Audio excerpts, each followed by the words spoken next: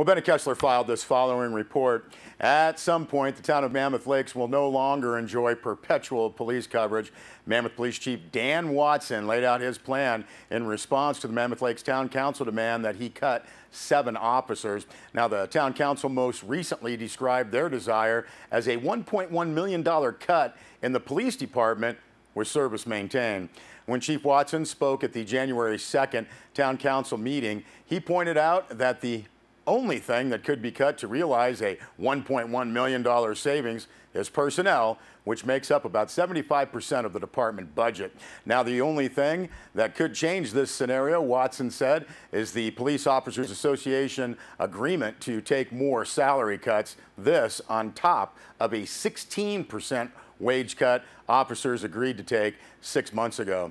Now, Chief Watson said he has already withdrawn from the Mono Narcotics Enforcement Team and has cut the school resource officer to part-time.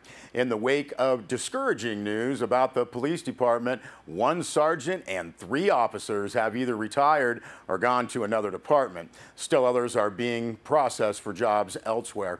By July, 7 positions will be gone. Currently, 17 sworn officers maintain coverage of 2 people at all times and 4 at night in Mammoth Lakes. Now, under the new cuts, the chief recommended 2 10-hour shifts from 7 a.m. to 3 a.m. with no one on duty from 3 a.m. to 7 a.m. To respond to major incidents during that time, Chief Watson said they need on-call officers. He said, quote, "We will not respond to incidents in the middle of the night that don't involve public safety," end quote. Now, police will not respond to vandalism, loud parties, and misdemeanor crimes. They will respond to major traffic accidents, DUI accidents, and domestic violence. Chief Watson said they will curtail the foot beat in the village at Mammoth, canceled the DARE program in addition to a limited school resource officer and no narcotics enforcement task force. Now, police will not respond to second alarm or burglar alarm calls, he said, and they will limit their assistance to fire and paramedic calls. Now, police used to drive drunks home when they could and help people out of snowbanks. That will not happen as often. Chief Watson said it will take officers a longer time to respond to non-emergencies. Now, the chief made it clear he has worked to reduce negative impacts on the public with his limited budget. He has spoken with heads of other law enforcement in the region, and they cannot fill in for Mammoth's lack of officers, but will continue with some mutual aid. Now, Chief Watson also made it clear that a reserve program will be very limited, most likely to retired law enforcement. He said retired Mammoth Police Sergeant Karen Smart will act as a reserve and will head up a volunteer program which will not offset regular officers. Now, the chief did say that if Mammoth switched dispatch services from Mono County to the Bishop Police Department, the town could save as much as $100,000 per year. Mammoth Mayor Pro Tem Rick Wood, who had criticized the police officers for publicly objecting to the town council cuts, said he was happy the chief, quote, stepped up to meet the challenge presented, end quote. He said a number of people, quote, feel your department was picked on, end quote. Wood admitted that there would be a different level of service. He said he believes the officers who have stayed are committed. Now, the council accepted the chief's recommended service plan. They agreed that any savings this fiscal year will go to next fiscal year's police budget, and then any salary savings would pay for on-call officers. Well, Benny Kessler also filed this report on the same day that 3 new supervisors will take the oath of office in Mono County. Sutter County supervisors may vote to hire Mono Administrator Jim Arkins as their CAO.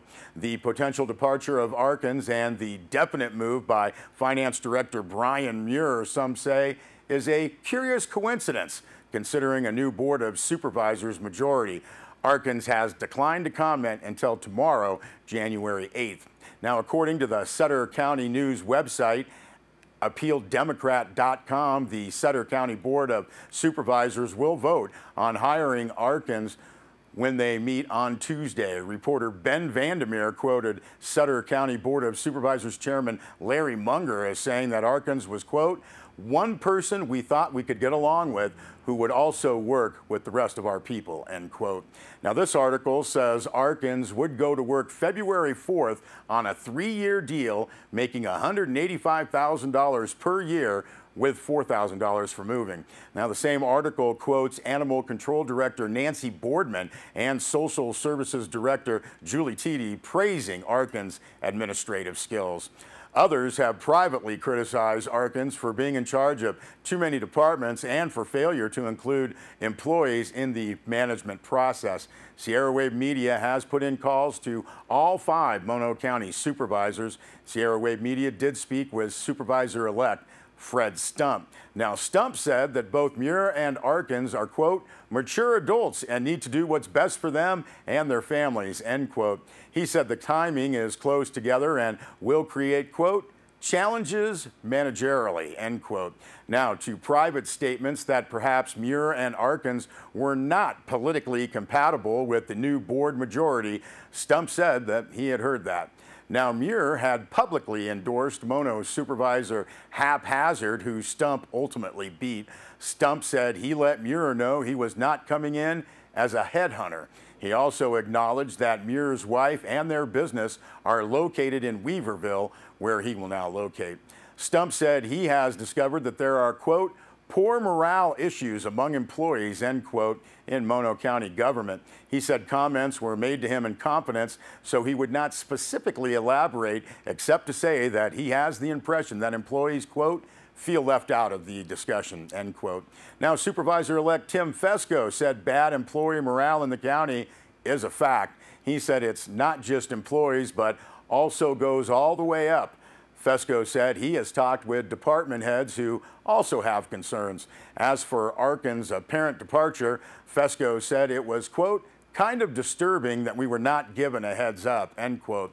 He said he wishes Arkins, quote, had given the new board a chance, end quote. Now, you can go to our website, sierrawave.net, for a link to the Sutter County News Report.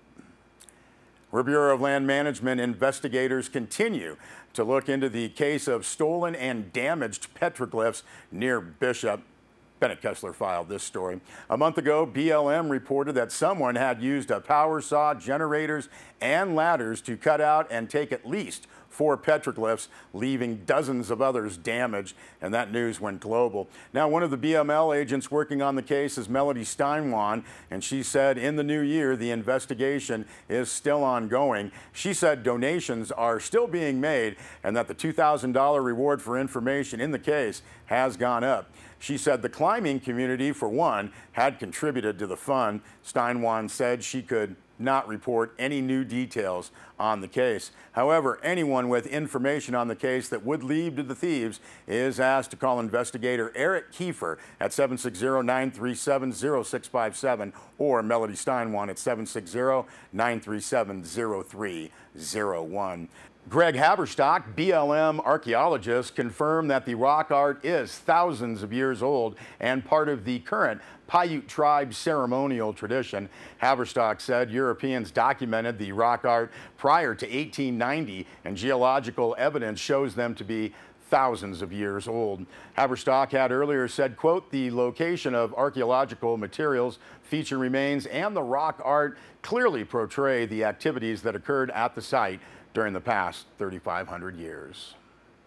And Bennett Kessler filed this story. 300 hikers a day seems like a lot, but in Yosemite, that's actually the new finalized limit on those who want to hike up to the famous Half Dome. Now, an interim plan in place since 2010 had limited the number of Half Dome hiker permits to 400 a day, with the effort to limit actual hikers on the trail to 300 per day. Prior to that, the number had climbed as high as 1,200 hikers per day who sought permits.